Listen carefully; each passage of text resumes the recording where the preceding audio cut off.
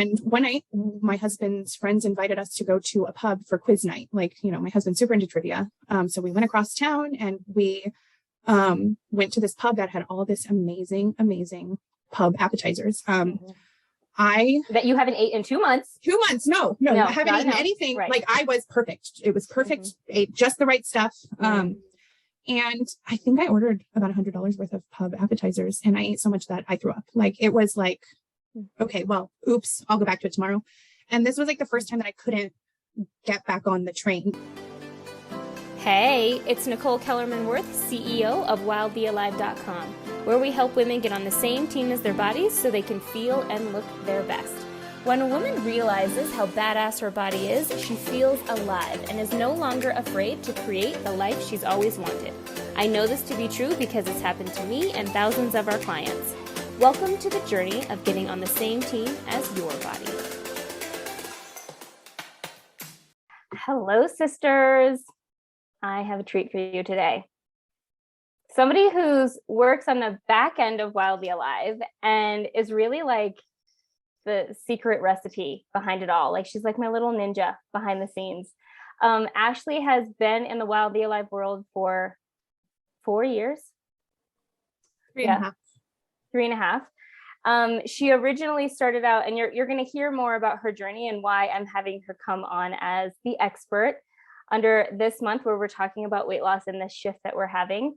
But she came into Wild Be Alive, and then she started to help me out as a virtual assistant, and she's just became what I really like to call like a business partner. She is so passionate about Wild Be Alive. She has really helped me in so many ways and helped the message here in so many ways. I do not believe we would be where we are today if it wasn't for her. And why I wanted to bring her on for this particular episode is she's had a very wild journey with her body that was far before she jumped into Wild Be Alive. But there have been things that Ashley has said to me about her relationship with her body that were just like brilliant. And I have shared it with the Wild Be Alive sisters. And oftentimes what she says lands with them so deeply that it starts to become a thread throughout the business. And like, it keeps like this saying that Ashley said that I said to them, Ashley said this, has became like, especially around body image and their relationship with their body. And so when I was thinking about this month, I feel like I wanted to bring her on so you knew who she was for sure at some point. And because she's so important to us, and also just the wisdom that she has to offer here, which I don't really know if she realizes how wise some of the things she says about her relationship with her body really are. But the fact that there are Wild Be Alive sisters remembering things you say in the back of their head says that the just way you automatically think about your body now is beautiful and brilliant and great. And so well, hi, Ashley. Hi, I'm excited to be here. Maybe a little nervous. And that's great. That's perfect. So yeah, maybe let's just start with, I think where I would like to start is talking about your history with your body. Yeah.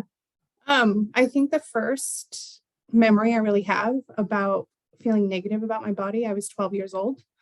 I went to the beach with my best friend and I had a bikini, and I was a late bloomer, but I had a little bit of a belly, and we came home and we're looking at pictures, and she was making fun of my stomach rolls. And it was the first time that anyone had ever like pointed at my body and like poked fun at it. And I mean, I think I'm really lucky that it was 12 years old before that happened, but it was very memorable for me. That was the last time I wore a bikini in public. It was I would say it was very traumatic. I remember like the way the bathing suit looked, and, I'm 33 now, so that was over 20 years ago.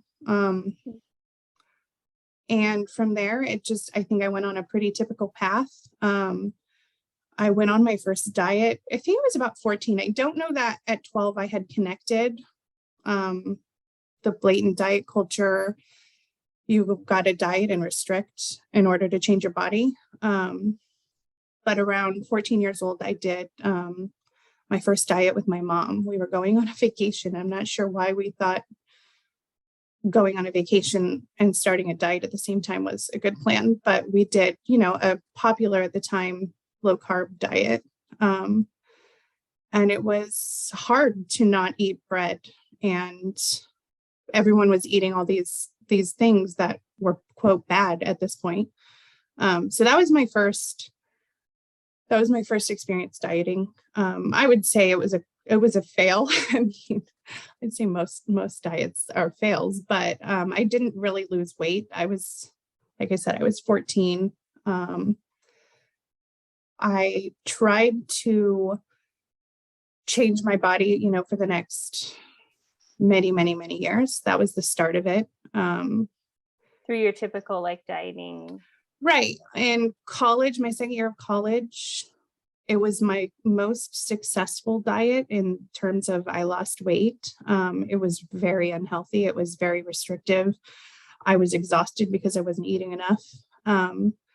I was going to study in Canada for a year. So I thought I would need to lose weight in order to, have a good time for my year abroad. So that was, my first successful diet, and I lost weight really quickly, and our bodies are really smart. So it didn't really know what was going on at the time. I got to my thinnest ever weight at that time. And then of course I went to Canada, and I had a good time in Canada, and I slowly gained it all back. And then once I came back for my last couple of years at college, I spent so much time and money reading weight loss books. One of them convinced me to go vegetarian. I went vegetarian.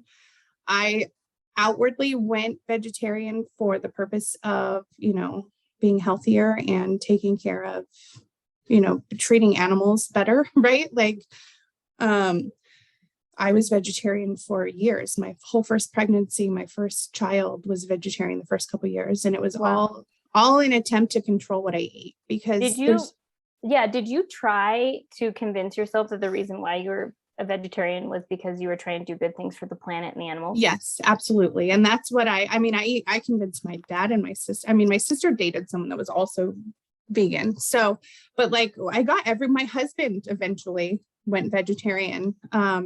And it definitely outwardly it was the planet and the animals, but it was absolutely, I can't go to Taco Bell and order a beef burrito if I'm a vegetarian. Right. Right. It was definitely, it was controlled. It was absolutely trying to cut out certain things. And, I didn't once cheat. Like, wow. That, I was a vegetarian for, God, it had to have been 7 or 8 years. Wow. I'm not sure. Yeah. Yeah. And like the thing I think I want to make clear here is we're not saying that being a vegetarian is a bad thing. That's not, or being a vegan, or, even like doing cleanses. If you really are doing that in a rooted message of respect, not shame.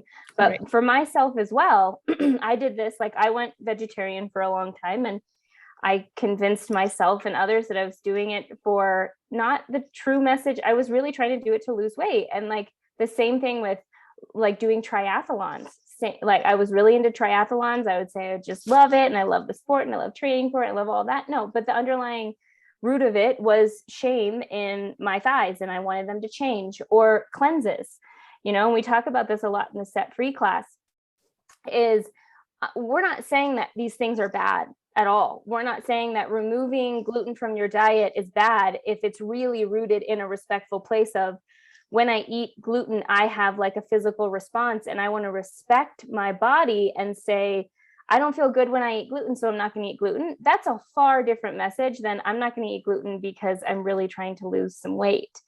And so like I did this with cleanses too, for sure. I thought that like I just wanted to do better things for my body, and I want things to be so like nice and clean. And then I want to like, just do this loving thing for my body, is I wanted to cleanse. But no, if I'm honest with myself, I was doing it purely to lose weight, but I was trying to convince myself and convincing other people it was because I was just a healthy person, that this is what we do, and blah, blah, blah. And so again, we're not saying that any of this stuff is bad if it's rooted in a place of respect, not in a place of shame. And that's where some of these things can be a real slippery slope. Yeah. And I had everyone convinced that it was because of health in animals and not weight loss. And I think over the last 5 or so years, I've become a lot more honest with myself. And when you're honest with yourself, you can be honest with other people. And I think that my husband hearing about some of my thought processes, at the time, he was really surprised because he just took me for my word that, well, it's healthier and this is for the animals, and, the animal farming community is horrible. Right. So I'm at a place where I can't believe I did it. Like, it was years that I was a vegetarian. But while I respect people that are vegetarian or vegan, it's not right for me. And it's definitely not right for my husband. Yeah. He was not feeling good. And that's kind of what led us into starting to add back meat into our diet. So, yeah. Yeah. And okay, the root message, as we talked about in Aaliyah, Wild the Alive mentor Aaliyah's podcast episode as well, is the end goal here is to feel good. That's the end goal. If here at Wild the Alive, the end goal is to feel good in your body. And so if eating vegetarian and vegan is not feeling good in your body, then you need to have a conversation about that of is this really getting me to my end goal? So when we shift our end goal to just feel good in our bodies, as opposed to have a smaller body, it really changes your whole life, because we think so much that, once my body is smaller, then I'll feel good. And I'm a shining example of that. Is I got into a smaller body and I was not feeling good. And it's if we can just make the end goal feeling good in our body, then other things start to kind of work themselves out, essentially. Right. I mean, I have a very vivid example of, I was the smallest. My second pregnancy was terrible. I threw up the whole time. I felt awful. I was at my niece's birthday party. My daughter was, I guess she was 6 months old or something by this point, but it was a really rough pregnancy. I was pregnant. I was sick during the pregnancy. I was sick after the pregnancy, and I got down to my high school weight, which is just crazy to me. And I remember coming down the stairs at my niece's birthday party, and one of my sister-in-law's sisters was like, "Wow, Ashley, you look so amazing. What's your secret ball?" She was typical. It's your typical response in our society. And I went to the bathroom and I cried because I felt so horrible. It's I don't want to feel this way. If this at that point, I didn't feel that way because I was, restricting. I felt that way. I'm not even sure. It was a hard pregnancy. I don't know why it was so different from my first, but getting all of this attention and feeling so terrible. It's what is wrong with this picture? I mean, that was one of the first flashes of what's wrong with this society that is praising me, and I feel sick. I was worried at some point that something serious was wrong. Why am I losing weight? Why am I so thin? This doesn't feel good. So yeah. Wow. Yeah. And this, Ashley is really speaking to the My Body Rocks class, where we talk a lot about this, is how even if you haven't done extreme dieting, you're still affected by this very underlying deep systemic message that a thin body is a better body. And we unconsciously feed into this by, I'm sure this woman thought she was doing Ashley a favor, and she was it was a compliment. I should feel happy that she noticed that I lost, because of course, I mean, it was probably on purpose. It wasn't, but yeah. Right. Exactly. And this does happen. When people actually get sick and ill, and then they get this praise. And I'm sure they have this really weird feeling of and like something that we talk about in My Body Rocks is like when Adele lost all that weight and she was getting all this praise. And I'm like, how do you think, like, let's really think about how that makes her feel. Is, prior to this, she was still loved, but now all of a sudden she's like loved more because her body is smaller. And could you imagine the pressure that she's now feeling on even a deeper level to never gain the weight back? And, like, it's just really talking about, and that this is, more a My Body Rocks conversation, is like, how can we start complimenting each other for things like that are not physical and not unconsciously feeding into this message? Because again, we don't do this intentionally, like always Right. complimenting on how you look and blah, blah, blah. Like we're really trying to be nice, but what's happening is women are internalizing this message. People are internalizing this message as like, oh, the thinner I am, the more loved I am, and things like that. So that's, a really good point to bring up. So then keep taking us on the journey. Then. So I had some pretty bad hernias during my pregnancies. And so for a couple years, I kind of used that as my excuse. Like, I can't work out because it's too painful. So in March of 2017, I had my triple hernia repair. I waited my 6 weeks, and almost 6 weeks to the day, I started a very popular color-coded container program, and I started doing the workouts, and I was perfect. I was obsessed. It took all of my time. And, at this point I had like a 1.5-year-old and a 3-year-old and a couple older stepkids. And so if I was not doing, like, I was planning what I was eating, I was perfect. It was like 2 months of perfect Ashley eating just the right amount. And I was so hungry. I was so like, I would finish eating and I would like look at the clock and I would like, when do I get to eat again? Like, okay, how much do I have left to eat today? Right. I mean, it's standard, right? It was very former perfectionist. I never was able to sustain it for long term, but like, I was perfect, Ashley. Like, I was doing all the workouts. I was doing I briefly was, one of those coaches for about 12 minutes, where you would record you working out and take a picture of your shake. And one night, my husband's friends invited us to go to a pub for quiz night. Like, my husband's super into trivia. So we went across town and we went to this pub that had all this amazing, amazing pub appetizers. That you haven't ate in 2 months. 2 months. No, I haven't eaten anything. Right. Like, I was perfect. It was perfect. Ate just the right stuff. And I think I ordered about $100 worth of pub appetizers, and I ate so much that I threw up. Like, it was like, okay, well, oops, I'll go back to it tomorrow. And this was like the first time that I couldn't get back on the train. I had so much shame. Like, what is wrong with me? And it kind of started off my journey into, well, first I went into thinking that I was like a food addict. I started following this woman who had a program to help you break your food addiction.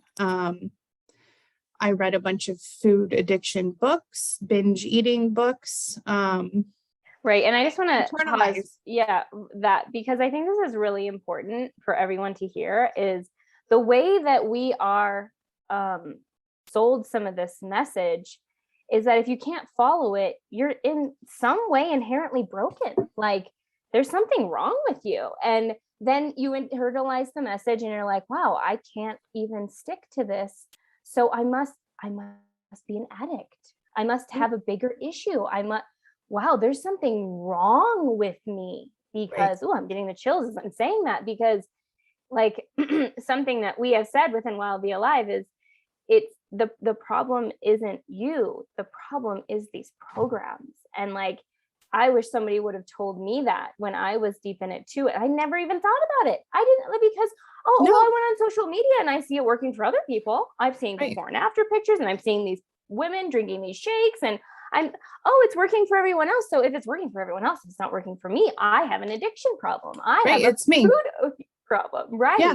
It's a me Right. problem. It's not, it's what is wrong with me. And it really, I'm thankful for the journey. Like I kind of laugh a little bit, like I'm not addicted to food. I remember telling my mom, which we did diets together. You know, I highlighted some of my bigger diets, but my mom and I joined popular diets together.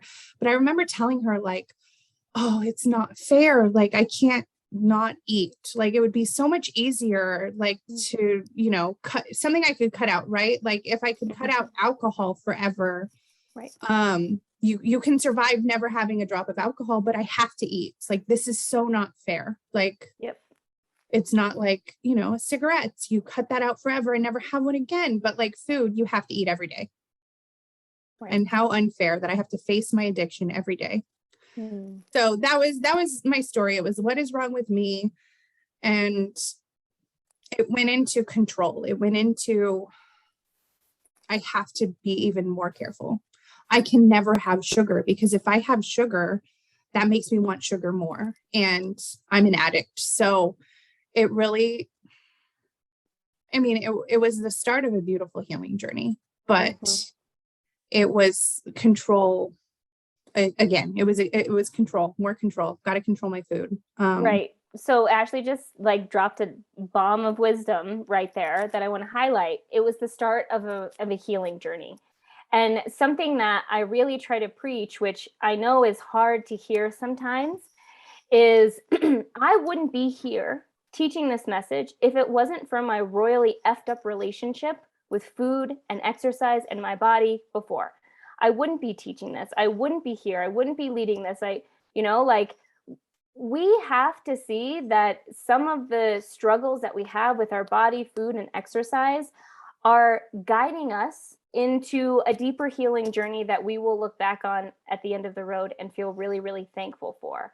Like I've done some really terrible things to my body as well, things that I'm not proud to say, thoughts that I'm not proud to say, like consistent abuse every single day, like, physical abuse, verbal abuse, emotional abuse. I'm not proud to say that, but I see that I was meant to go through that for a reason. And I feel stronger in my relationship in those areas than I ever have. And so yeah. And I think that a lot of women are wondering, why me? Why is this happening to me? And Wild Be Alive is such a beautiful place for you to explore the underlying healing that there may be available to you that will really get you to a place of feeling good in your body, not in a way that maybe you've tried before. And Ashley was going on that journey before she jumped into Wild Be Alive. Like it was really starting to happen for her. So then what happened? So at some point, I'm not even sure who I found, but I happened upon the body positivity community. And that led me to read all the books, listen to all the podcasts. So can you just encapsulate what the message was then and how it made you feel? It was the first time that I heard that diets don't work. 95% of people that go on diets will gain back the weight, and usually more. It was the first time I learned that the reason, that I even heard that, well, we're overeating because we're undereating, right? Like your binging is in a response to not eating enough, right? So fat people exist. Genetics, have a huge piece of why, Nichole is so short. we met for the first time in October, and she's like this tall and I'm this tall, right? And that's just her genetics. She's not wrong for being short and I'm not wrong for being tall. So like, I had never thought some people, their genetics, they live in larger bodies. Like, so that was really revolutionary. Like, this is just my body. And honestly, had I never dieted, my set point, my body would naturally probably be quite a bit lower than it is right now, right? So just this idea that you can be fat and nothing's wrong. You didn't do anything wrong. It's not you, like, it felt really freeing. And And I hung out in that space for quite a while, eating whatever I wanted, not really like, I didn't shame myself for it. Like I was angry. There was a lot of anger.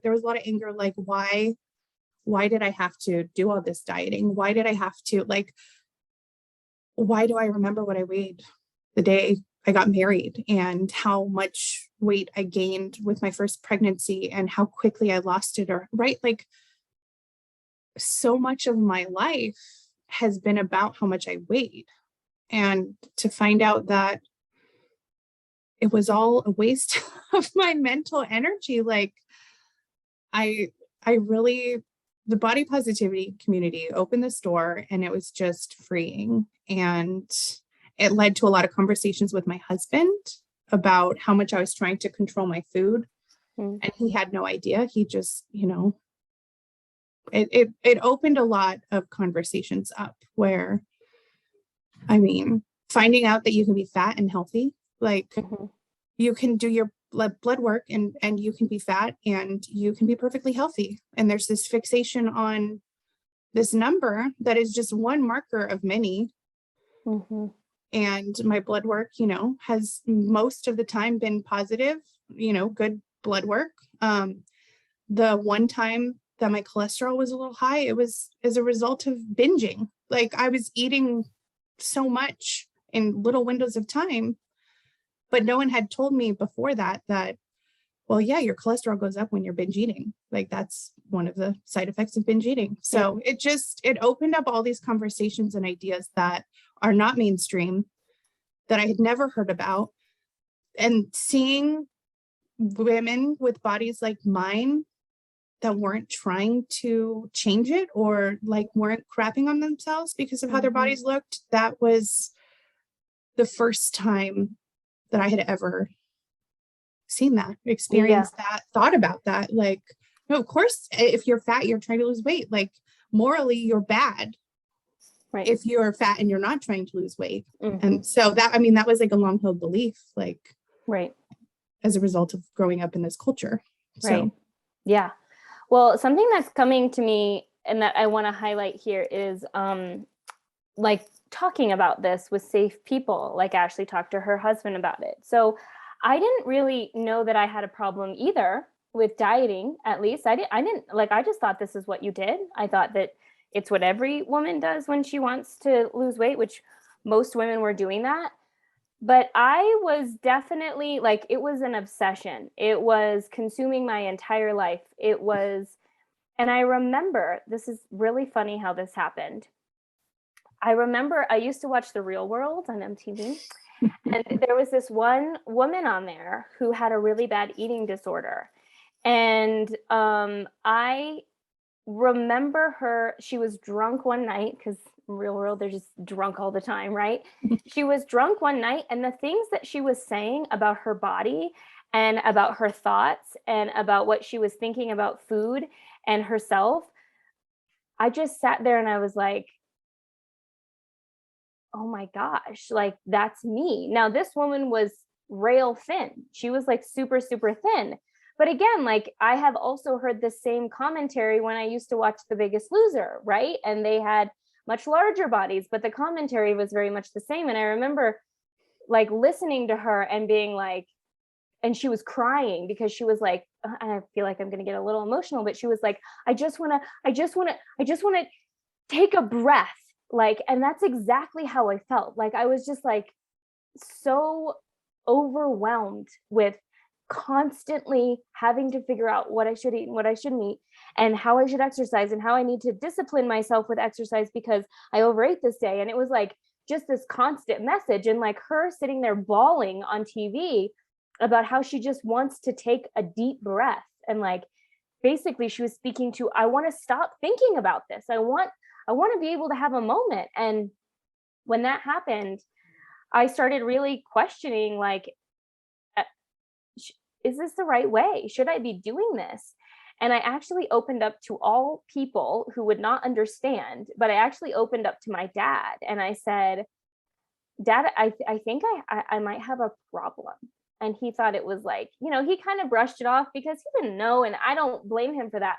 But there was just something about me saying those words out loud of like, could I like actually have a problem here? And then I started actually talking to this with some of my friends, and it wasn't like this dirty secret, anymore. Like we started kind of not talking about it like I'm doing this night and I'm doing this day, but really talking about my honest feelings about how I always feel fat and I'm never happy and I'm always just trying to control my food. And I started talking to some safe people. And what I felt like was happening at this point is the shackles of the shame started to loosen, because these friends of mine could really relate, or we could just have I really see that that's when I started healing. That's when I started recognizing, oh, like this is actually not healthy. And I thought that it was healthy because I had lost weight at that point, and I was just trying to maintain. I was just so deathly afraid of gaining weight again. And so like, I thought that I had like arrived and this is what life now was. I didn't even think that there was something else, until I see this woman who clearly has an eating disorder and a body image disorder basically verbatim say the things that I think on a regular basis. And I'm like, oh, and the light bulb started to go off. So having these conversations, and that's why it's so beautiful that like things like podcasts exist. They weren't really around back then, but like, just talking about this and opening up this conversation could help you come to your own arrival of where your next step is in finding freedom, feeling good in your body while also being happy simultaneously. Right. And I think that's what the body positivity community did for me. They made me realize that I don't have to be a victim to diet culture. And I'm not alone. I had a very similar experience. I had some before pictures in a safe. I bought a bikini for the sake of before pictures because I was going to rock the after pictures. This was like when I was probably 19. My husband found them and he's like, oh, look at these pictures. And I remember taking those pictures. I remember feeling horrible. I remember that was the first day of my new life, my new body. And like looking back on those pictures, my body was freaking beautiful. And like what people expect your body to look like, but that's not how I felt, right? Like there was so much shame. So you're hearing stories of women sharing their experiences with their body and the obsessive dieting.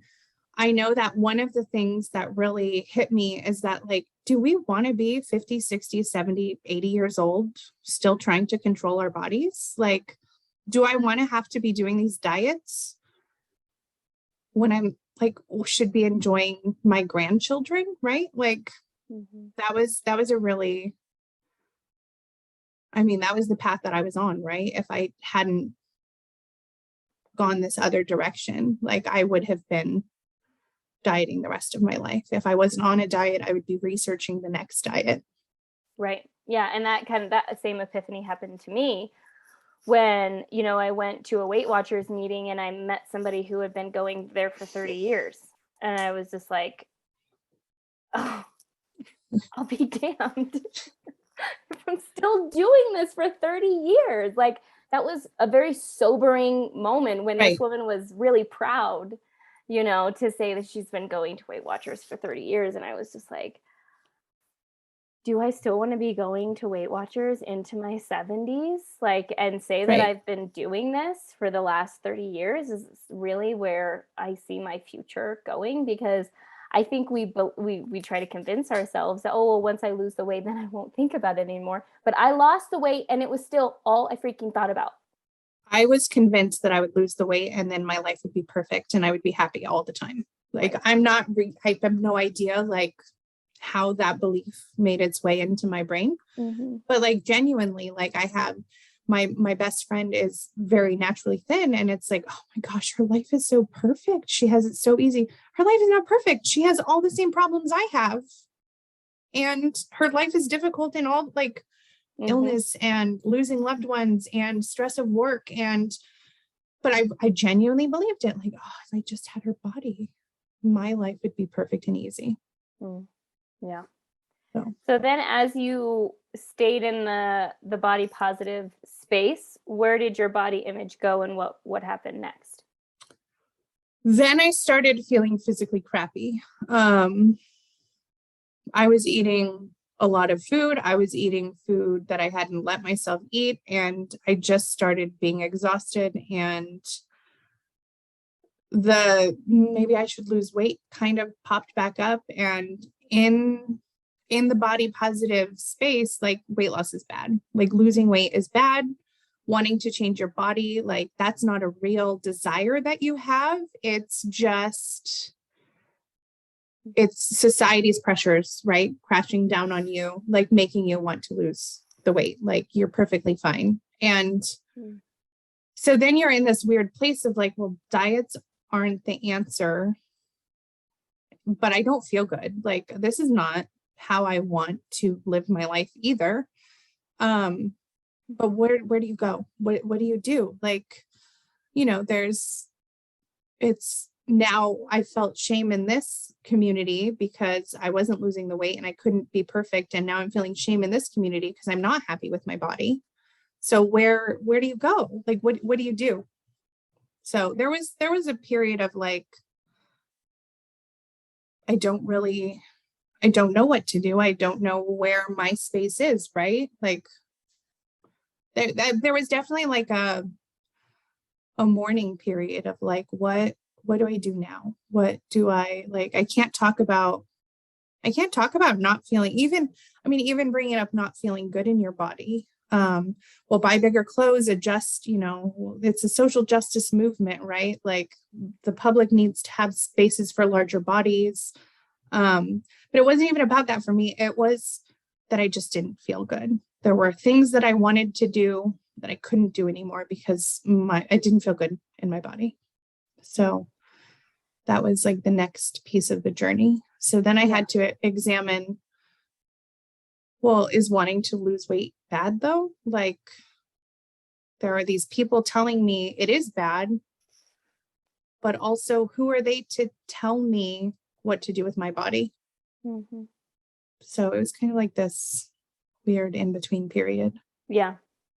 Yeah. And I feel like that is like a kind of a similar journey that I've been on with Wildly Alive, and like, maybe shaming, like, was Wildly Alive weight loss, and then shaming the weight loss, and, and now like kind of getting to this point where I don't think it's a horrible thing to want to lose weight.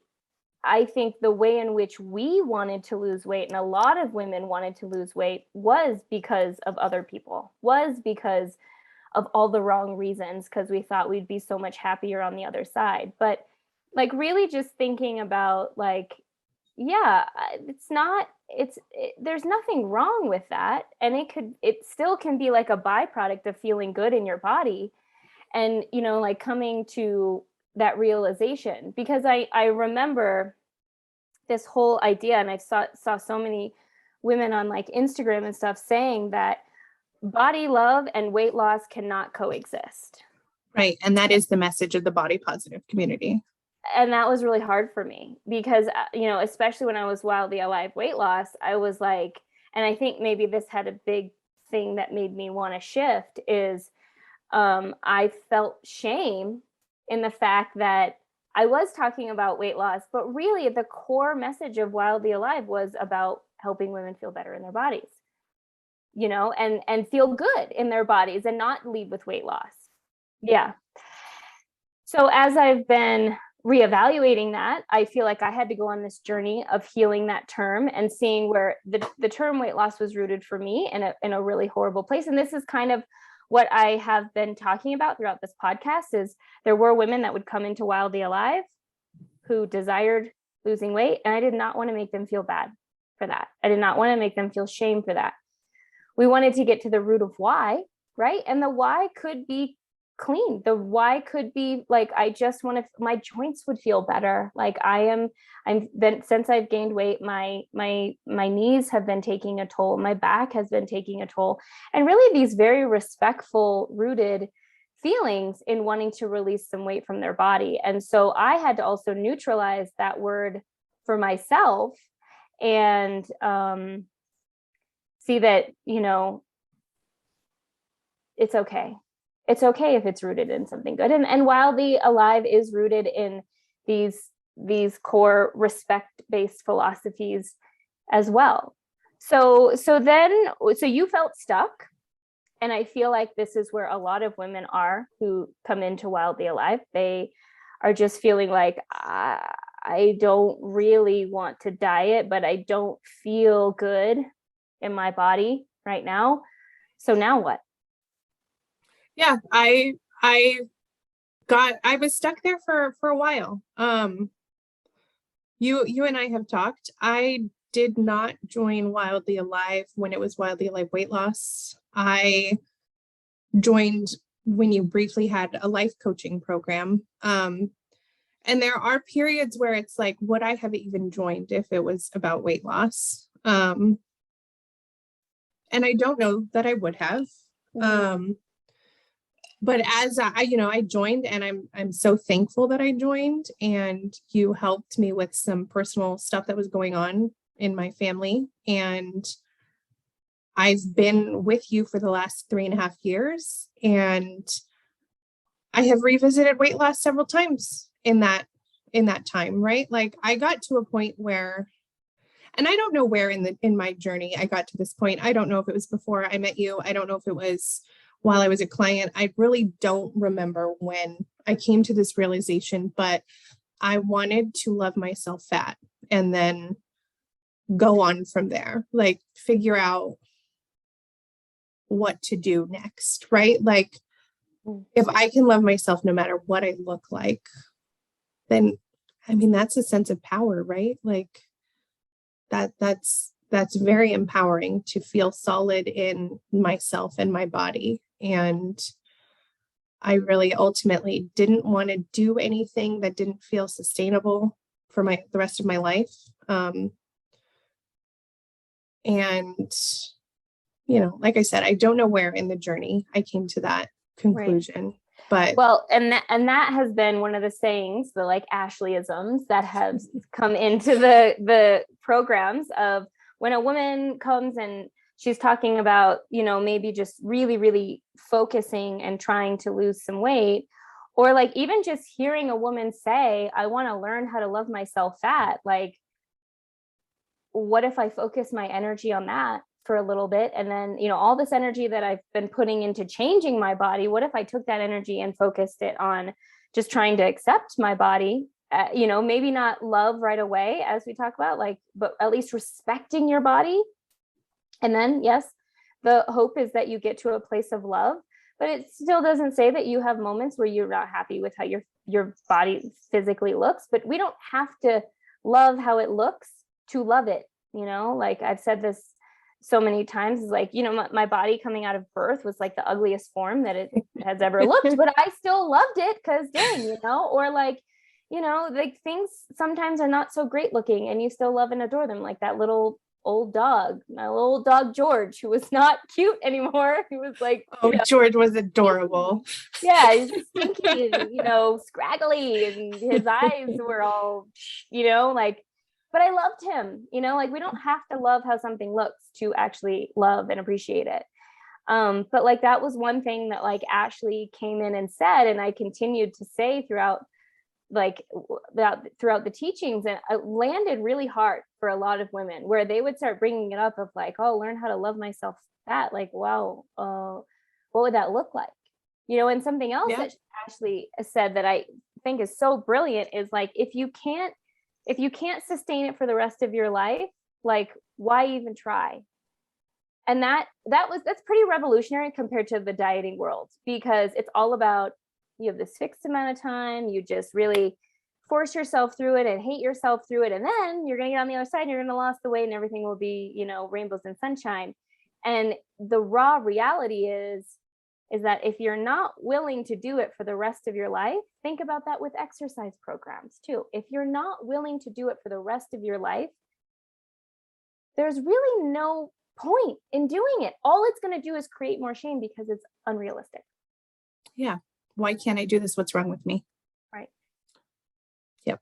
So it's like, how can you find a way of navigating exercise and eating in a way that feels sustainable and feels good?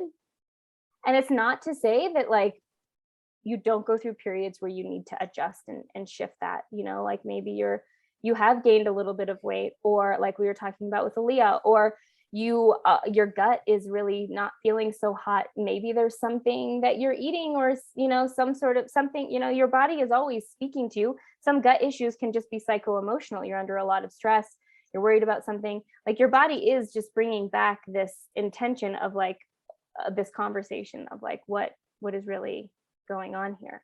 So how do you feel about your body now?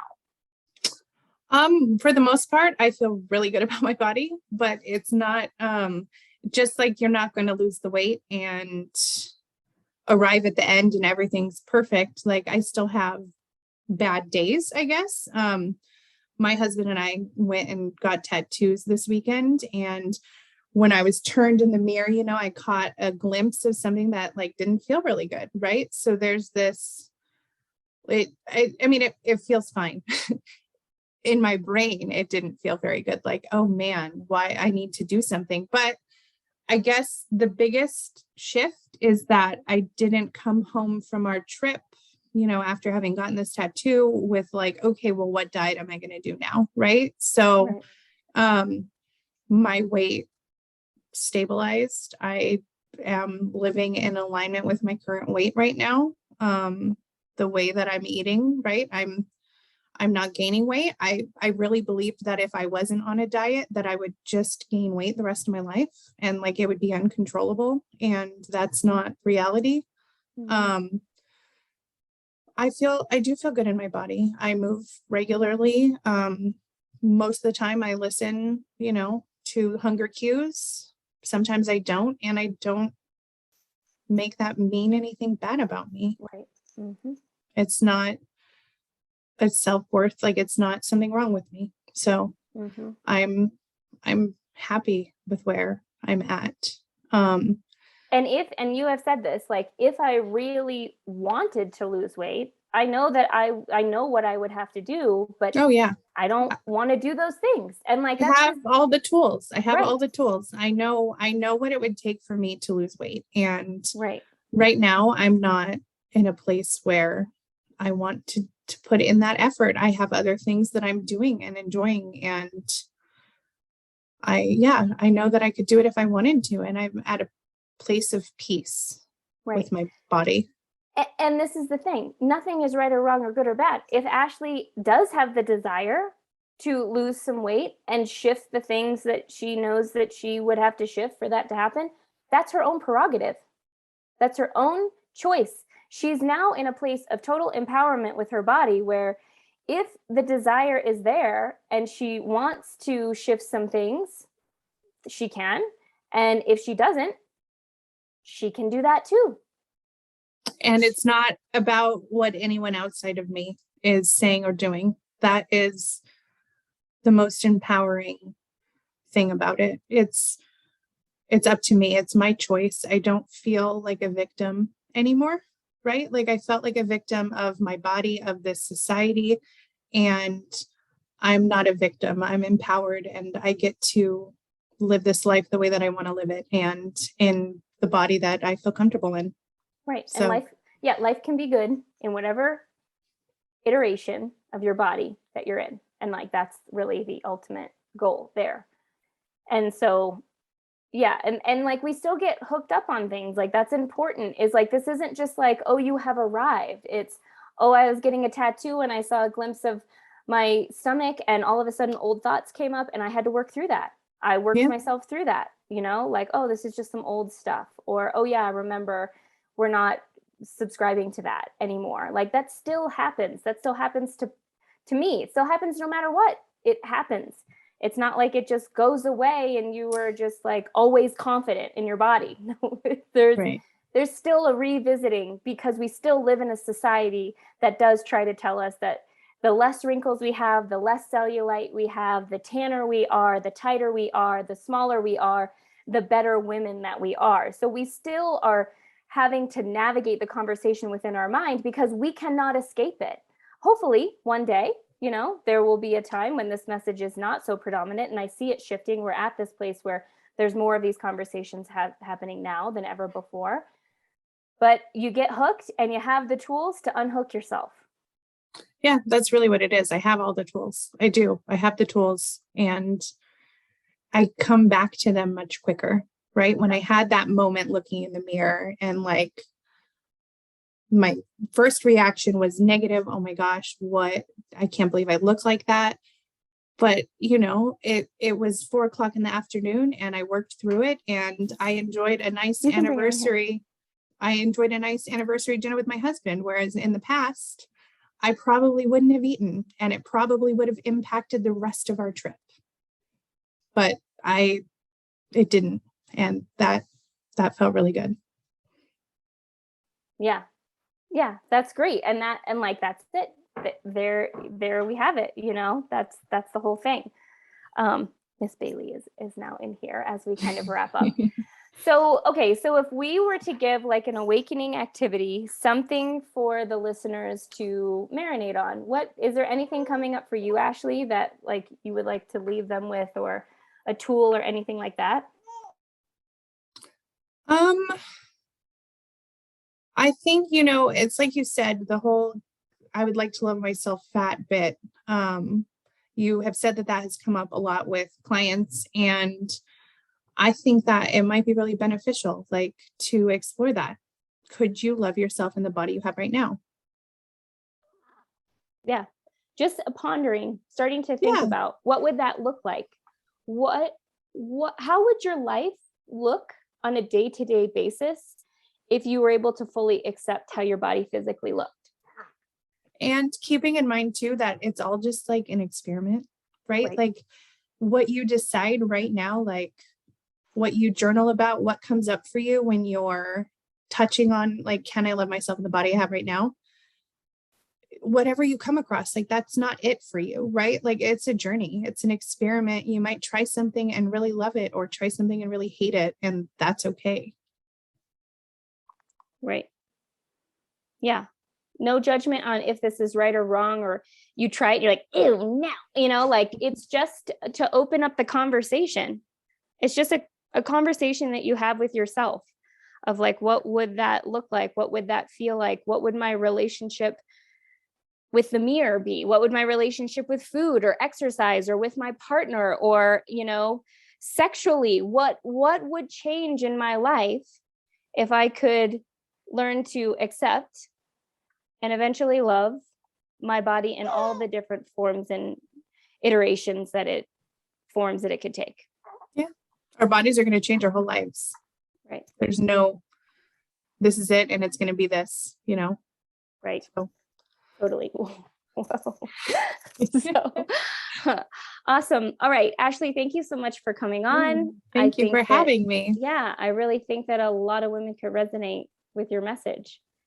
And, our hope is that if you are feeling like you're a little bit stuck in that in between, and maybe you have a desire to lose some weight, but you want to do it in a way that feels good. You really just want to feel good in your body, like this could be worth exploring. Jumping into Wildly Alive with the offers that we have lots of free masterclasses that come up. Right now, we are talking about the Resolution Reset and the Wildly Alive weight loss program that you could jump into. So, I think that it would be worth exploring if you're really resonating with this, for sure. So, all right. Well, Bailey and I and Ashley are signing off. And when in doubt, ask your body. Bye. There's so many nuggets of wisdom in there. I hope that it helped you feel a level of peace with your body and your journey, because we all are on a very similar path, more than you probably realize. So again, if you haven't jumped on, we are running a free masterclass called Resolution Reset. This is about weight loss resolutions done right. I ran this the last 3 years. Women really enjoy this masterclass. It's one of my favorite to run. So just look for the link somewhere around this video or audio, and I would love to see you inside.